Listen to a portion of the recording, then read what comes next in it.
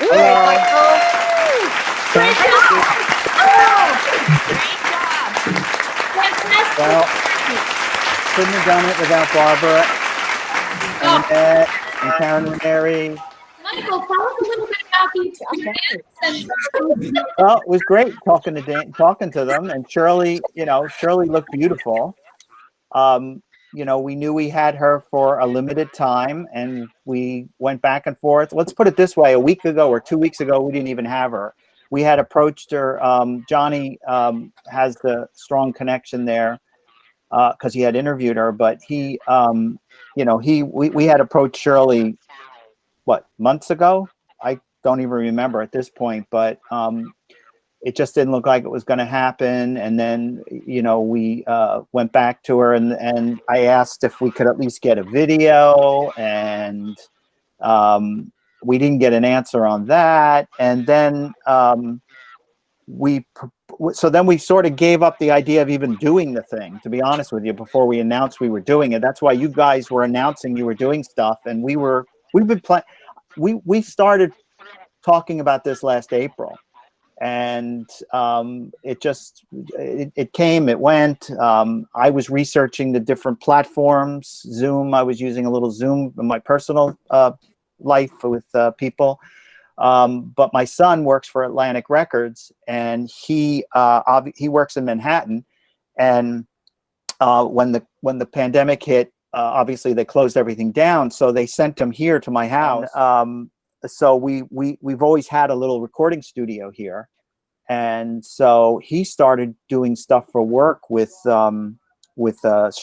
Actually, he had started with Zoom, and then there was a thing called OBS, and so he was explaining to me the way he was working. So I was always trying to get to where we were comfortable enough to do this.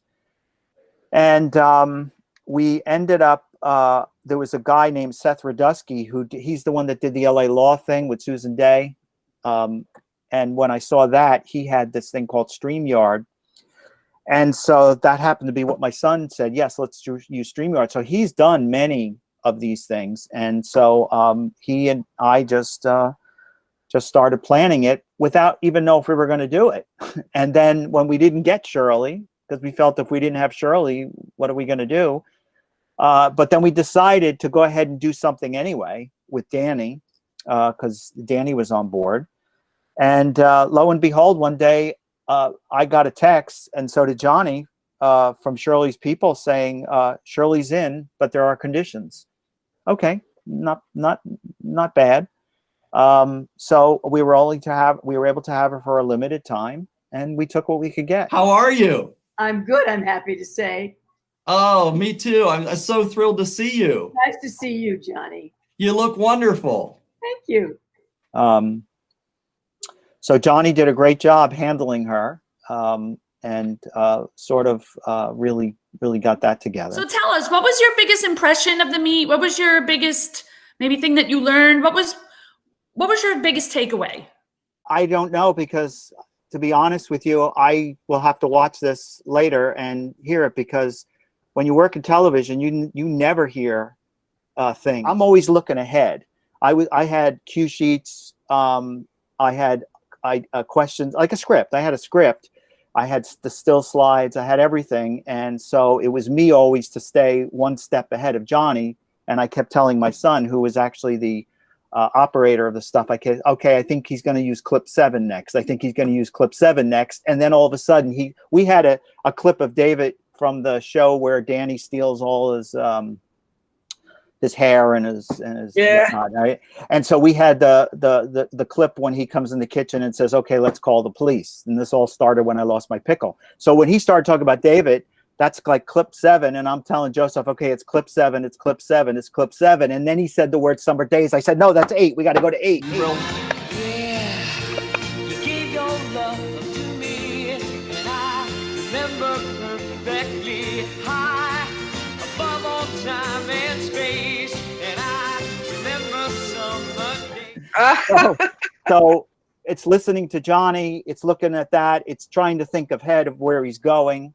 So I really didn't hear anything that they said. Were you in communication with each other through microphone or anything? No, I had suggested to him a while ago that he have the cell phone, and I would keep it on mute, and he would have one earpiece here for me, and have one earpiece for the show, and that's the way we proceed. But he felt that it might be too. He doesn't have the TV experience like that, so he felt that might throw him off. And you know, you have to learn how to do that. So we opted not to do that. I was texting him because you know, we had a whole segment on Suzanne Crowe and Dave Madden, which led to David's passing, which led to the pickle thing about David as a comedic actor, which led to Summer Days, and so we had it all planned out. But you know, it was just, you got to roll with it. You just got to roll with the punches and go where it goes. That's why you always see a newscaster with an earpiece, because they're always listening to the director. The View does that. I've been in the control room of The View and listening to them screaming at the talent, you know, we got to go to commercial, we got to go to commercial. And Barbara Walters is talking, or Whoopi's talking, and she's got the smile on her face. Meanwhile, I hear the director screaming, now, go now. So, yeah, but you know what? This is new technology, and it's a work in progress. So Must have tremendous focus to be able to actually speak while having somebody in your ear like that. yeah, It's definitely a learned craft for sure. absolutely. But you guys did an amazing job. Just loving the chemistry they all had with each other. Yeah. They were all really genuinely happy to be there. Yes, to have time with them individually when we did our test was great. Ricky was great. Ricky was I have to tell you, man, I love talking to that guy on the phone. He was just a super guy. This is the script for the very first episode of the Partridge Family I was on. Oh, how cool. Yeah, and the very last thing, which closed out the episode before the tag, was me singing Sooner or Later, and then all the words for it are right there. There's Sooner or Later on the back of the script. That's amazing. Wow. Keep that. That is so cool. No, isn't that incredible? You know, I told him my story. If you want me, I'll share it with you about buying his record. I had a brother. Well, long story short, my parents had like two sets of family, so there's a 13-year gap between my brother and I, and due to a grandparent's illness, I always ended up staying home on Friday nights and Saturday nights, the weekend, babysitting my brother, while my parents went and stayed with my ailing grandmother. And so what happened was, I noticed during the Partridge Family, my little brother at 3 or 4 years old had a bottle in his hand, and when they would sing, he'd start rocking to the music. And then he started like, oh, can you sing? And so he started like sort of singing. He didn't even know the words, but he was just sort of he was 3 years old. At any rate, so he had an interest in music, and he also was fascinated by the Partridge Family. And I actually made a film in high school with him. I took him up to the Garden State Arts Center, and we used the stage. And my mother made him a little white outfit, like David's costume that he wore back then. So anyway, fast forward to Ricky Siegel, and Ricky comes on, and now he's like, oh, he's a friend. You know, it's like a kid my age.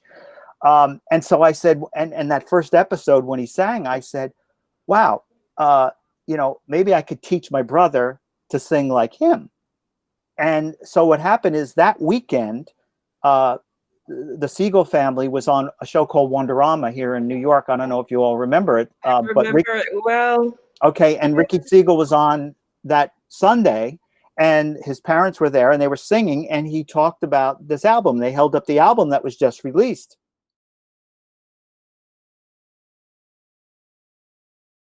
Well, it was a winterish day here, and we had an ice storm, and so I was like, I called the record store, which was about maybe 20 minutes away, and they said they had like 2 copies of the record, and I said, would you hold one? I'm coming in to get it. And he says, well, we don't know if we're going to keep the store open because there's this ice storm. I said, well, I'm on my way. So I literally jumped in the car and drove in a 64 Rambler that the defroster wasn't working. And so what happened was, because everything was icing up, not defrosting, I had the car window open and I was driving with my head out the window to get to the store to get this record. I was obsessed. I had to get this record. And I get there, I get out of the car. There's hardly any people in the parking lot. I go into the store. I go to the guy, the album, Ricky Siegel, blah, blah, blah. And he's looking at me like I got three heads.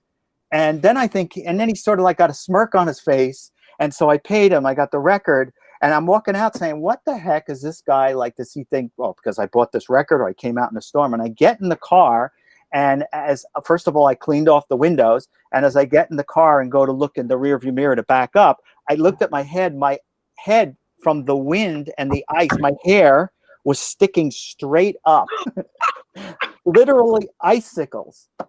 And from that thing, and I'm like, no wonder why the guy was laughing at me. I was 17 at the time, I guess. Yeah, 17. So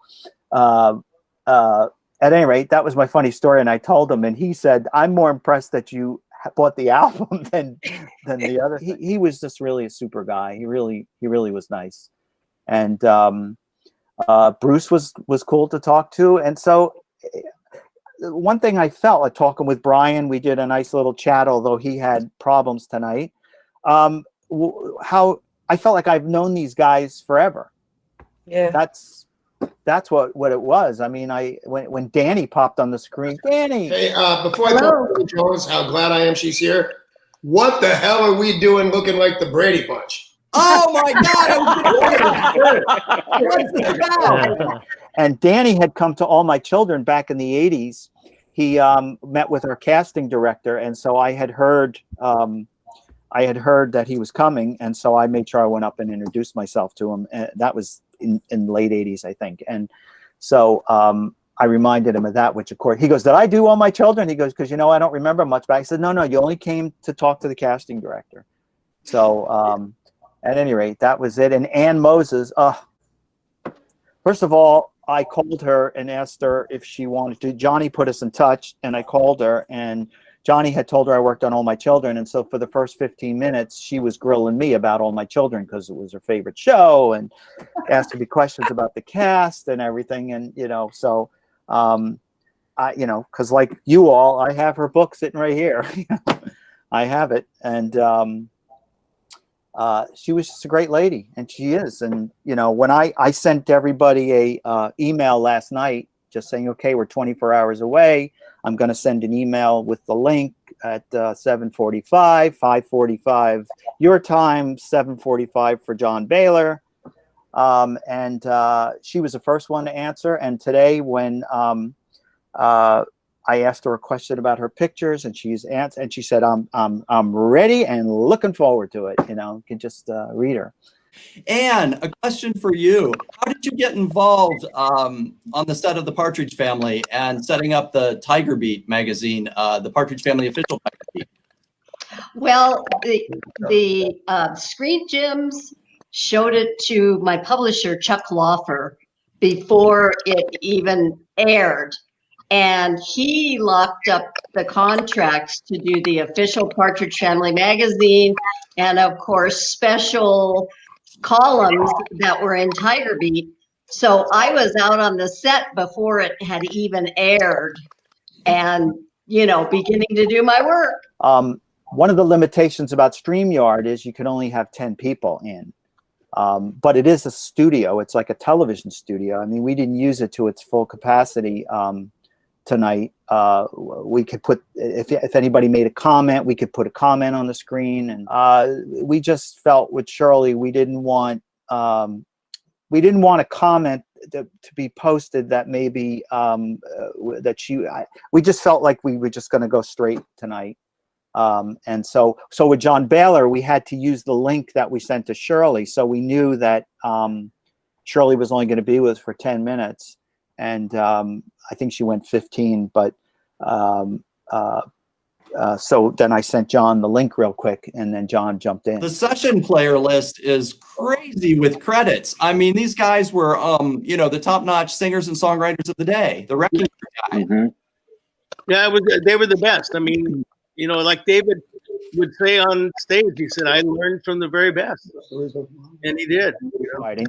Susan Cowsill is a very good friend of mine, and I had her on the case with Jeremy, and he just kept, "No, it's not my thing. I don't do that. Sorry." And then so then I talked to Susan, and she says, he has been asked to do things in the past, and I have always said I'll come with you and sit with you. So I was hoping Susan was going to do it tonight, but because, you know, she was the original Tracy, as Barbara said to me, or one of the possible Tracys back in the day. And so it just didn't look like it was going to happen. And what, today's Friday, so Monday or Tuesday, I got it was Tuesday, I got a text from Jeremy saying, "Okay, I'm in." I told him we'll make it as easy as possible. You can only stay 10 minutes if you have to. You know, when I come to New Orleans, I'm going to take you and Susan Cowsill. So we're going to go out to dinner. Finally, I got this message saying, "Okay, I'm in. What do I have to do?" So I was shocked. Hey, Jeremy, good to see you. And we did try for Susan Day several times. And we even asked for a video, and it just wasn't going to happen. But she said to tell us that she appreciates us asking, and she wishes us luck, but she just will pass on it. Yeah, and we were concerned about that song that we recut because we had a whole open with the song.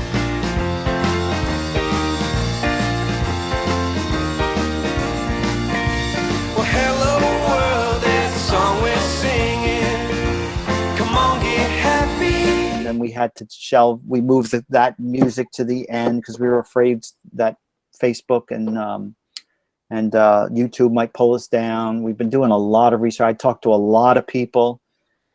We even talked to Seth Radusky, who did the LA Law thing, via somebody who knew him. And they said, as long as your clips don't go over 30 seconds, you shouldn't have a problem. Well, we didn't. Nobody pulled us down. But it's we did, like I said, we did what we tried to make it as professional as possible. And unfortunately, the internet is such that has its shortcomings. Yeah. Like I said, it was well, the Henry stuff I know inside and out because I've been at Henry's studio many times with Johnny when we've been in LA, and we listened to Henry a lot and have gone through all his archives of pictures and things. So we've seen a lot, and so I kind of know his deal. And he was holding up his journal, and he has a journal. You know, I went, and my big thing was the Madison Square Garden concert. And so when I got his journals and I went through to that date, and sure enough, Henry was there. But all his pictures, I think, that he took were handed over to Tiger Beat, or to his manager at the time.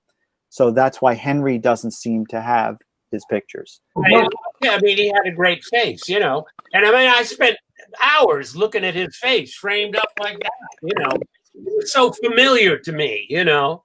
When I'd raise the camera, there it was. There was that face. And it was so easy to photograph, you know. Nowadays, you would just make your digital copies, but this was film. So he would take the film out of the camera and hand it to the people, and they would take it and do that. But he told us he had a great time on that event, on that concert, and so did I, and I'm sure any of you that were there had a great time too.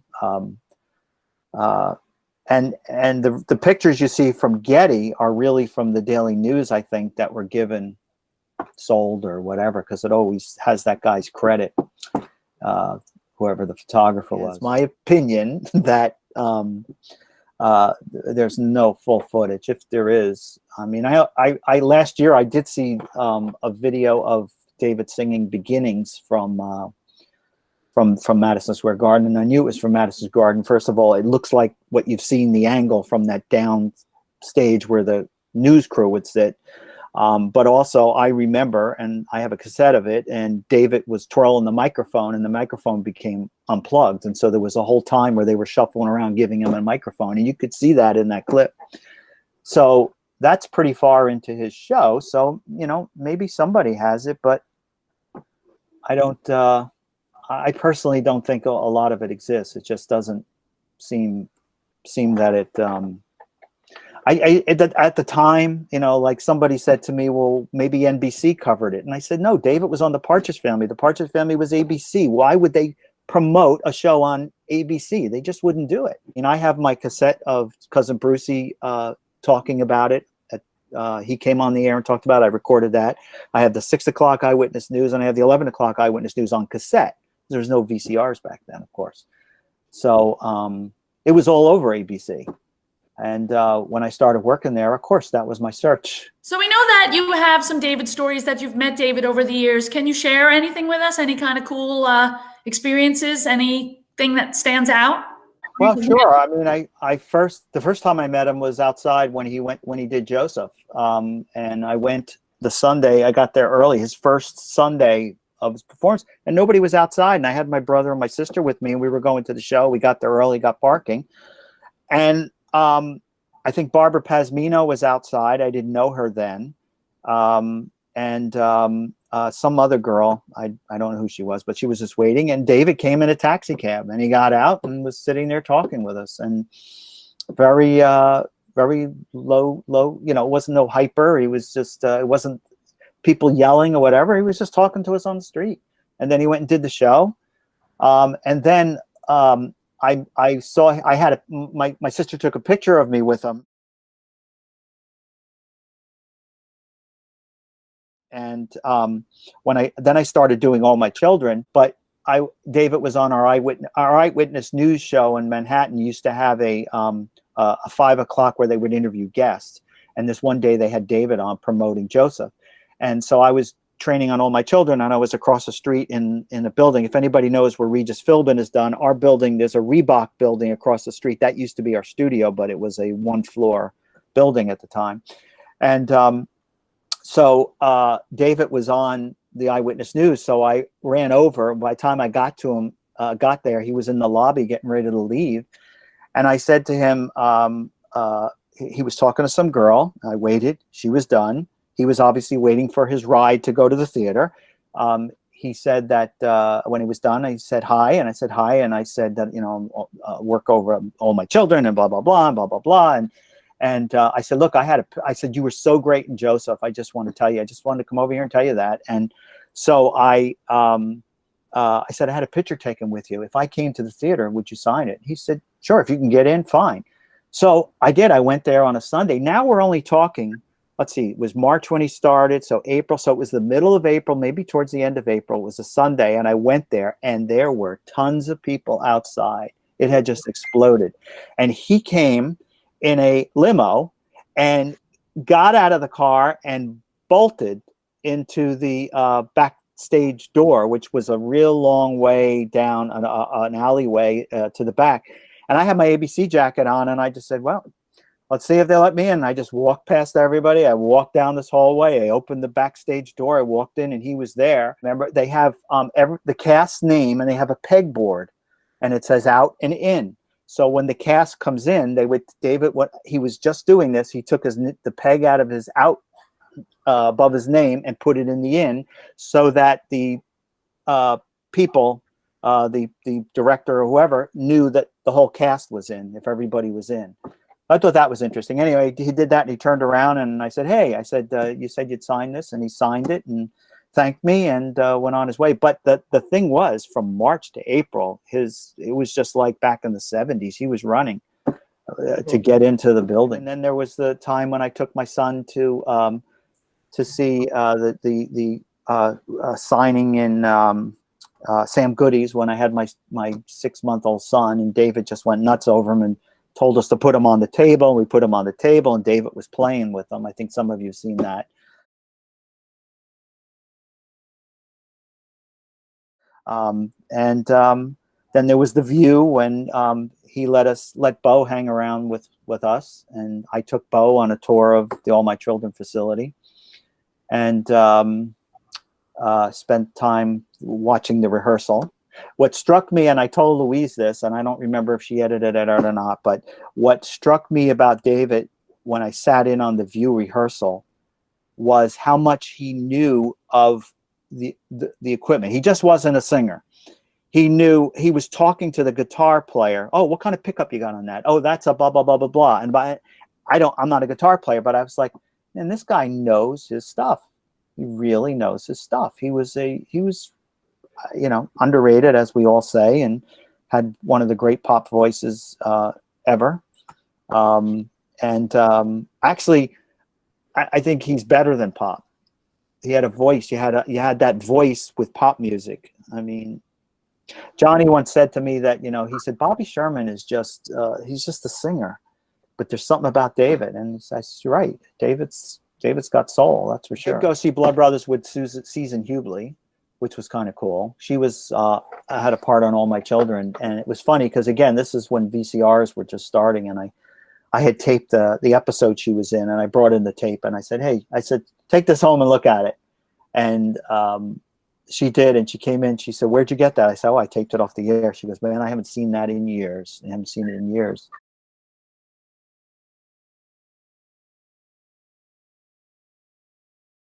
So David was doing the Sam Goody thing, and I had told Susan that I was going to go, and she said, would you please give him the studio phone number and ask him to call me? So I did. I said, David, I told him while I was up there with him, I said, Susan, I work with All My Children, and Susan Hubley. And he goes, how's she doing? And she's doing good. I said, she'd really like to talk to you. Here's her number. He said, okay, cool. Maybe I'll give her a buzz. A couple of days later, Susan said, hey, David called me. Thanks for passing the info along. So they did reconnect. I didn't take it any further. What'd you talk about? But so that was cool. And then a group of us from All My Children were going to see Blood Brothers. I saw it like 6 times. And we used to get house seats because All My Children, the casting director, they would always get a certain amount of seats for an event because, they would go to a show and they would look at an actor and say, oh, I want him on, maybe I'll get him to play this part on All My Children. So they quite often went. So I said to the casting director, anytime you're not going, let me know first and I'll use your tickets. So a group of us went. We brought Susan with us, and she brought her son. I guess she had a son with Kurt Russell. Yeah, Kurt Russell. I forget. The son looks just like him, or did. And she was blown away by his performance. After the event, we walked around and we were trying to go backstage, and there were so many people now. And all of a sudden we could hear girls screaming, and the door opened, and David came out and got in a limo. And then when we got up to the door, the guy at the door said that, oh, he had to get back to, it was a Sunday matinee we went to. And he said that or the Sunday night, I forget now, but David was he had to get to the airport. He was flying back to LA. So she didn't get to see him. What was it like to be a young boy in the 1970s who liked the Partridge Family? I grew up, well, first of all, I wanted to work in television. I was fortunate enough to do that, but I also love music, absolutely love music. With my brother, when he got older, he wrote some songs. We went to a studio, we recorded them. And so I always had this interest in music. And so when the Monkees came along and you had television and music, I was like, oh my God, I'm in heaven.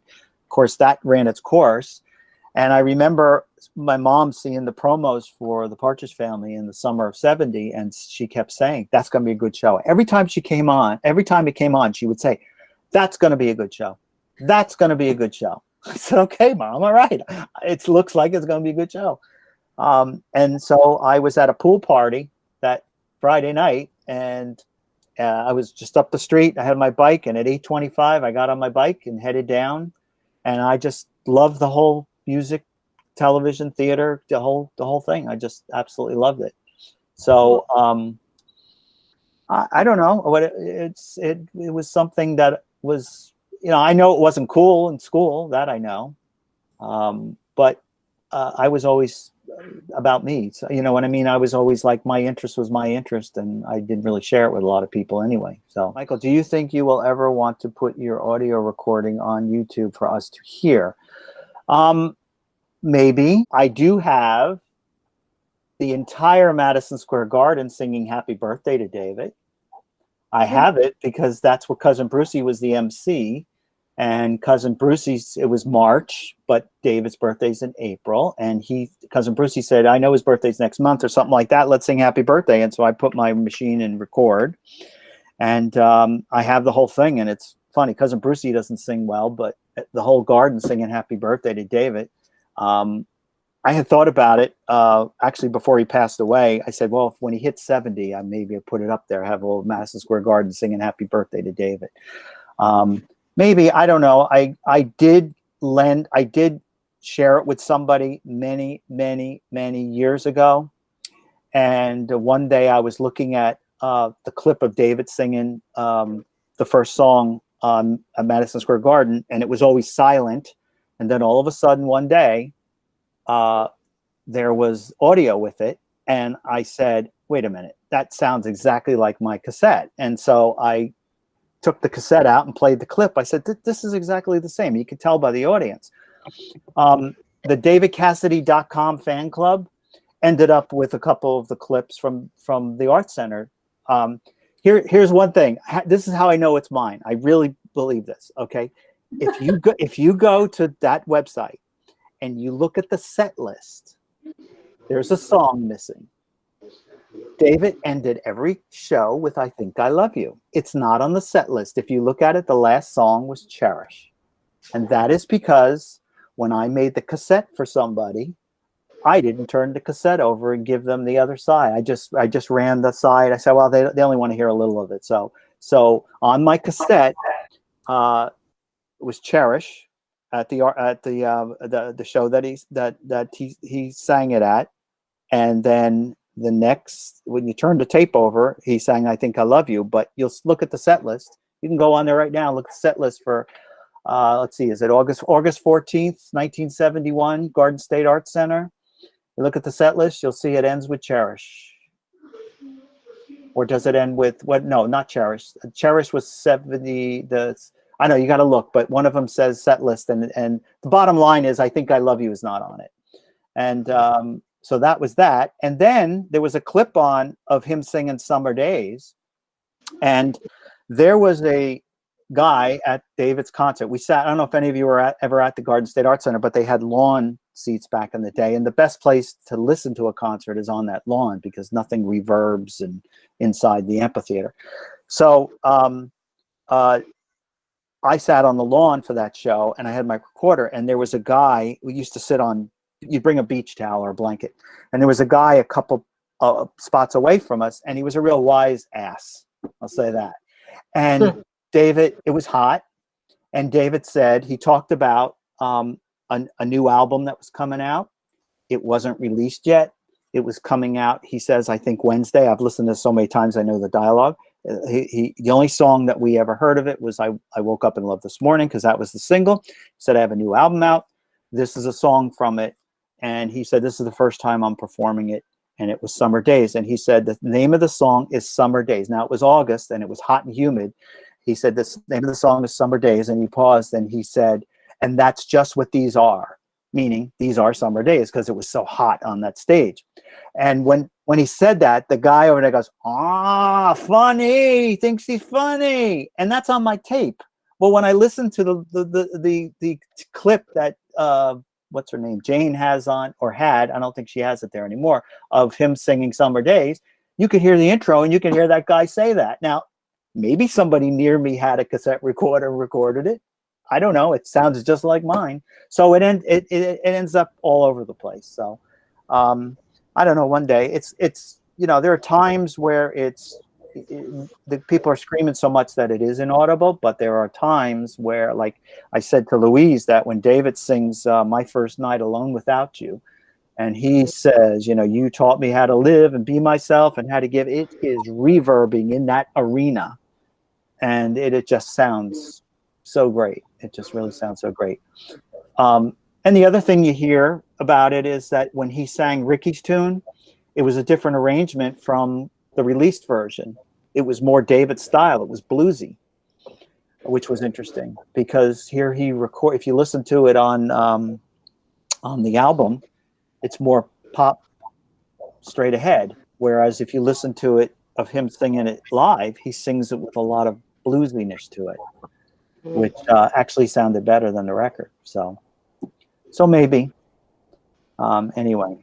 Michael, have you transferred it to CD or yeah, I've CD, yeah. I've actually transcribed all the dialogue that he said in between songs for Johnny, because he's going to incorporate a section on that for his new book that he's working on about David. So I've dissected it and listened to the sections. I have heard 2 other cassettes of it. I think there's one on the Jane's site. It says somebody, I can't remember the person's name, but I think she posted it. Definitely different than mine. I'm not saying mine's better, but you can definitely tell it's from a different area of the arena, which also makes me say, wait a minute, that sounds just like my cassette when I hear it on matched up with that video. Somebody took the sign, and as I explained to Louise, that it makes sense that there was no sound for that. That 16mm film was news footage. Back in the day, in the 70s, they used to they'd send a crew out with a 16mm camera. He would shoot the video, the film. They would have an audio recorder recording the audio track. Then they would bring it back to ABC on 66th Street. They would develop the film. They would take the film, because they didn't have time to marry the film. It was called striping, where you put the sound on the film. It was news. It was 4 o'clock in the afternoon. They had to have it ready for Eyewitness News. So they had this film projector just to play the picture. And then they had an audio thing that had the audio, and there would be a blip. That's why they would do the sync. This is such and such, take 1. That's used to sync up the film in post-production. And once it's in sync, so they would edit, however they edit it, they would edit the audio separately than the video. And they were on those 2 different machines, a film and an audio. And then when the director asked to play that clip, they would roll both of those, and that's how you get your sound. So it makes sense if the film ended up somewhere and the audio ended up somewhere, somebody got a hold of that film, there's no sound on it. And that there wouldn't be. That's from my experience. Now, I started at ABC in 77. This show was in 72. It's only 5 years. The technology had not changed, the procedures had not changed that much. And the other reason why I think that they didn't record the whole show was because logistically it didn't make sense. The show started at 1:15. I know that. I remember that. And I know that because I still have the little advertisement. It says 1:15. You had Tony Orlando and Dawn. You had Brooks Honeycutt, you had Kim and Dave, you had what's his name, Cousin Brucey as an MC. So David maybe went on stage if it's 1:15. Say the show started at 1:30. Maybe David went on at 2:30, 2:45. I don't remember that. But it was only an hour show. So now you're talking almost 4 o'clock. They had to have the footage back to ABC to edit. So it makes sense that they may not have stayed for the whole show. They may have, but they most likely didn't. Those guys shoot a show, shoot a story, and then they go off to something else. So that's just logistically, it never made sense. And I did ask at ABC, and they said, "Oh, that stuff is probably long gone." Because when they went to videotape, they transferred the films to tape, but not everything. What did they do with the rest of it that they didn't transfer? Just throw it away, reuse it, tape over it? Well, film, it probably got junked. It got junked, or somebody took it home with them. All those Emmys, I saw a picture of you with all those 6 beautiful Emmys. What did that feel like, receiving all those Emmys? Well, the first one really meant a lot because the show that we did that night, that day, was a tornado that ripped through Pine Valley and destroyed it. And it was a really big event. They brought in a lot of stunt people. We did it in Manhattan on 66th Street and actually had these fans that were like airplane engines, and they blew the whole thing, the town apart. But we did the show that was so great. And my wife was pregnant with my daughter. Well, I didn't know it was a daughter then. Well, I guess I did. But so she was due any day. And so, no cell phones back then. At least I didn't have one in 1992. And so I would call her before I leave work. And this is like 10 o'clock at night. And I'd call and say, "Okay, are you okay? Yeah, I'm okay.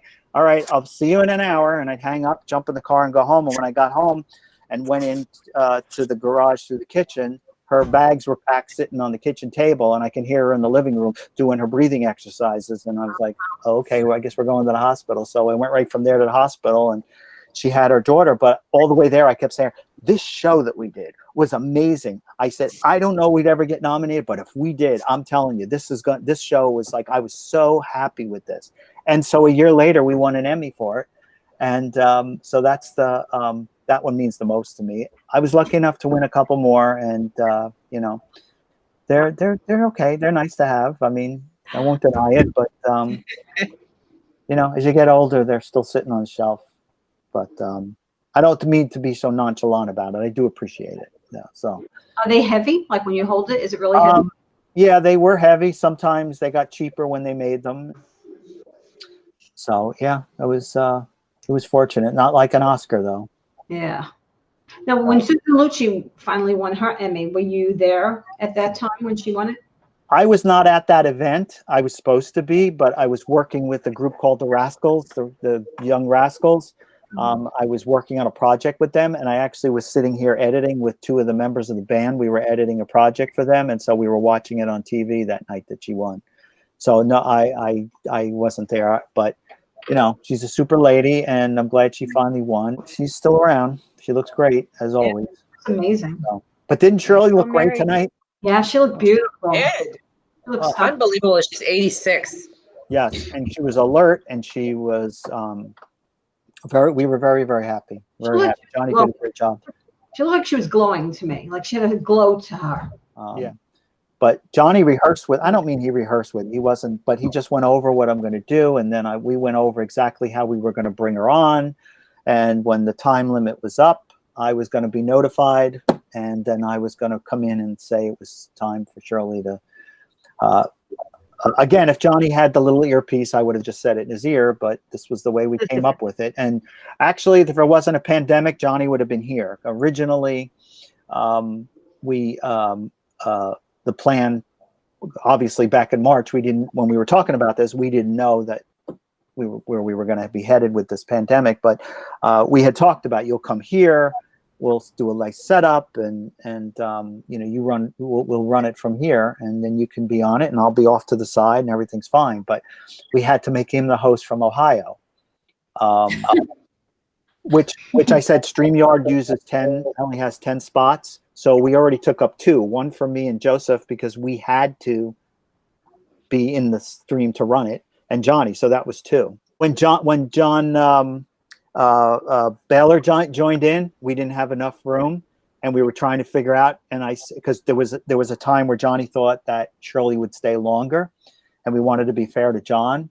So I said, Johnny, you get in a car, you drive here Friday morning. We'll do it from here. We'll give John our spot. But John was okay with coming in after her, so it. I think it all worked out. I'll know when I look at it. We have a question in the chat box here from Marianne, and she asked if you were working on anything new. Actually, I'm working on a reunion of the Partridge Family. Oh no, that's done. Because we've been doing it for so long. I'm actually working with Alicia Menchu, who is who played the part of Kendall on All My Children. Kendall. And she, we were putting together some type of web series that unfortunately was put on hold when the pandemic hit. And I'm working on with a former producer of All My Children, and so I have that still in the wings, although with what's going on in LA, I can't see us doing it with the protocols, the expense of the added expense of doing shows now, and the way they're doing them is I just can't see down and dirty shows being done. You know, I just can't see it. Got to have all these protocols and quarantining, and you can't talk to the talent. They have to be isolated. You have to the extras. You can't have a lot of extras. You have to shoot scenes sometimes you know, if you have two people, you have to be 6 feet apart. So you put the camera behind them, you zoom in a little, looks like it compresses that they're next to them. And I'm like, you know what? I'm retired. I don't need it anymore. The soaps towards the end, I mean, it was like a train ride. I mean, you walk in the morning and it was like jumping on a train until you get off. And we were doing so many pages of dialogue, and you know, we used to do a dry rehearsal in the morning with the actors, which means they had scripts and we were in like a lunchroom area. And then you would do camera blocking. Then you would go to lunch. Then you would do a complete dress rehearsal. Then you would do a taping. Well, over time, they go, well, we don't need the dry rehearsal. We'll do that before you do your scenes. And then that got changed. And then all of a sudden it got to be, well, maybe we could tape scenes without even rehearsing them. Sometimes we would give the actors their spots where they're going to stand and how they're going to move. And so the cameraman knew it. And then you would go ahead and you would just tape it. And a lot of the actors were complaining. So they kept adding more material to try to get done in a day. So how they're doing it now is, I don't know. I really don't. Well, Michael, thank you for everything that you and Johnny did today. And I know this was a lot of work, but it's a labor of love. You could tell it's a labor of love for you, as it kind of is for us as well. Yeah. And, you know, I hope it's the start of, you know, a new phase for the Partridge Family and for David and for, you know, all of them, that, you know, I'd love to see the Partridge Family more in the public eye. You know, the next generations, they need to know about this show. And it's so relevant. And it's almost a mirror image of what happened in the 70s to what's happening now. It needs to be out there again and aired, and everybody needs to get happy again. Yeah, absolutely. We need to get happy again. Yeah. Well, Joseph, my son, has a YouTube channel. He's an engineer, and has these bands. He started this record company out here in Asbury. And so he volunteered. I had seen Danny had tweeted out about the show, and someone commented, where can they look at it if they don't have Facebook? So I said, I said to Joseph, what do you think? And he says, put it on my thing. We could use the publicity. So we noticed that a lot of people, he started getting a lot of people to subscribe. So, yeah, he's trying his best to break into it, and so he's been doing a good job. He did a video back when the pandemic hit with some Asbury Park musicians with a Bruce Springsteen song called "Waiting on a Sunny Day," and it's on his channel.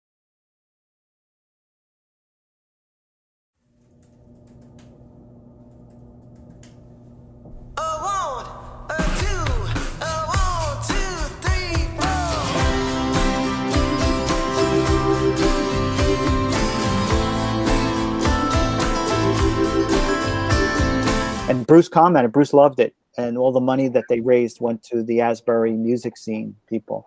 So that was nice. Yeah.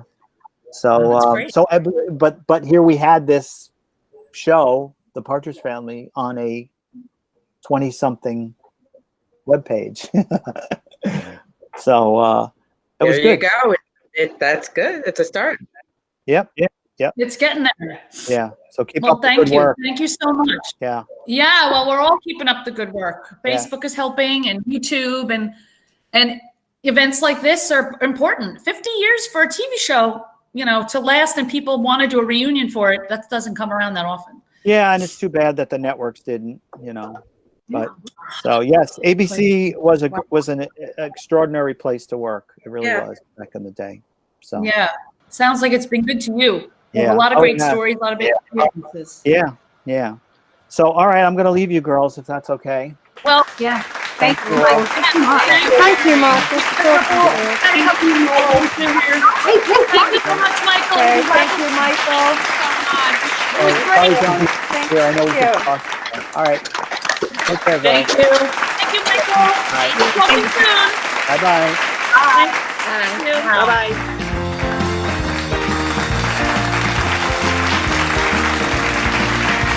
Well, hello.